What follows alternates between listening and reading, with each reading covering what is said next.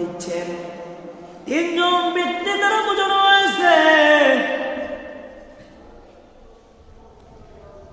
এক নাম্বার বোঝানো হয়েছে মালিহি, তোমার সম্পদ, ও আহলিহি, তারপরে বোঝানো হয়েছে পরিবার পরিজন, তারপরে বোঝানো হয়েছে ও আমালিহি, আমল সম্পর্কে।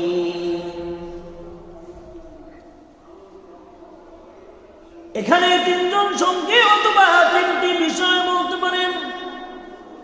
এই উদাহরণ দিয়ে বিশ্বনবী বুঝিয়েছেন,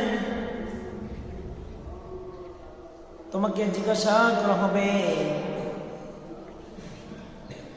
মাল সম্পর্কে। মাল বলিবেন আয় আল্লাহ, মালের ব্যাপারে বলা হবে মৃত্যুর আগ মুহূর্ত পর্যন্ত তোমার সঙ্গিনী হয়ে যাব, তোমার বন্ধু হয়ে যাব। যেদিন তুমি মৃত্যুবরণ করবে সেই দিন তুমিও আমারে চাবে না, আমিও তোমাকে চাব না।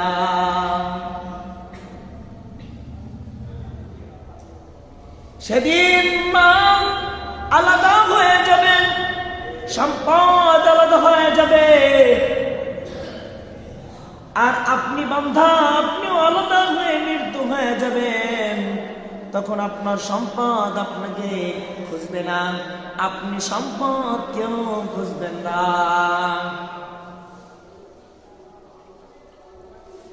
আল্লাহ তাআলা বলেন লা ইয়ানফাউ মালুন ওয়ালা বানুন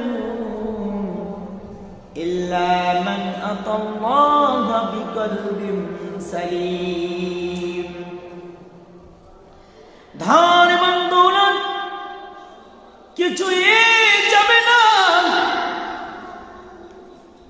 ইল্লা তবে যাবে আতাল্লাহা বিকলবিন সালিম, যাদের নাকি একমাত্র আমল, যে আমলটা নাকি আপনার ধন দৌলত থাকা অবস্থায় করেছেন, ওই আমলটা যাবে।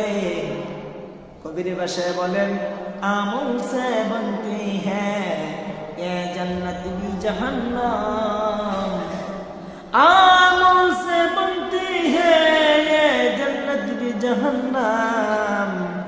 আমলের মাধ্যমে জান্নাত এবং জাহান্নাম পার্থক্য করা হবে। আল্লাহ তাআলা বলেন ফামান ইয়ামাল মিসকালা যাররাতিন খায়রান ইয়ারা ওয়া মান ইয়ামাল মিসকালা যাররাতিন শাররান ইয়ারা। কিয়ামতের ময়দানে আমলকে আপনার দেখা হবে, আপনি কে মহান ব্যক্তিত্ব, আপনি কে ধন সম্পদওয়ালা, আল্লাহ তাআলার দরবারে ওই ধরনের ব্যক্তি দেখা হবে না। আল্লাহ তাআলার দরবারে কে কালো আর কে গরিব, কে সুন্দর আর কে শ্যামলা, কিছুই আল্লাহর দরবারে দেখা হবে না। আল্লাহর দেখার দরবারে একমাত্র দেখা হবে আমল। বান্দা যদি এক জর্রা পরিমাণ আমল করে, ওই এক জর্রা পরিমাণ বান্দার আমল নামা আল্লাহ লিখে দিবে। সুবহানাল্লাহ। বান্দা যখন নাকি এক জর্রা পরিমাণ আমল থেকে দূরে থাকে, গুনার কাজ করে, এক জর্রা পরিমাণ বান্দার আমল নামায় গুনার অংশীদারিত্ব বানিয়ে দেওয়া হবে। নাউযুবিল্লাহ। ভাইরা আমার, আপনাদের সম্মুখে আলোচনা করতে গেলে মহান আলোচনা, সংক্ষেপে বলছি। এরপরে ও আহলিহি, আহাল পরিজনদের ব্যাপারে উদাহরণ দিয়ে বিশ্বনবী বলবে আমি তো তোমার সাথে সব সময় আছি, মৃত্যুর আগ পর্যন্ত আছি, মৃত্যু বৃক্ষ সহ্য অবস্থায় পর্যন্ত, যতক্ষণ পর্যন্ত তুমি বেঁচে আছো আমি আছি। তবে মনে রাখবেন, মৃত্যু হয়ে যাওয়ার পর তোমার সাথে আমি নাই, আর তুমিও আমার সাথে নাই।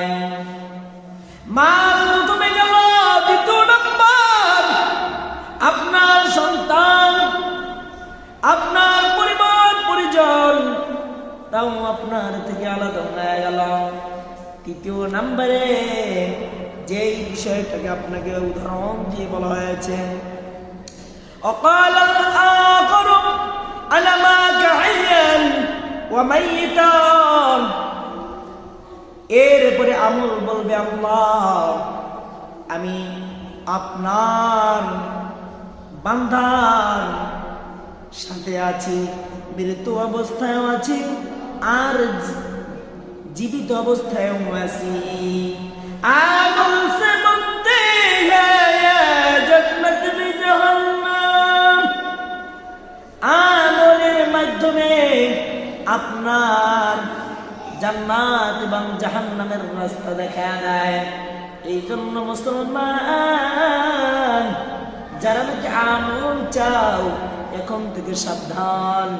আমল যতক্ষণ পর্যন্ত না করতে পারবেন ততক্ষণ পর্যন্ত মনে রাখতে হবে আপনার সন্তান আপনার কোনো পক্ষে না, আপনার স্ত্রী আপনার কোনো পক্ষে না। আপনি মনে রাখবেন আপনার ধন দৌলত আপনার কোনো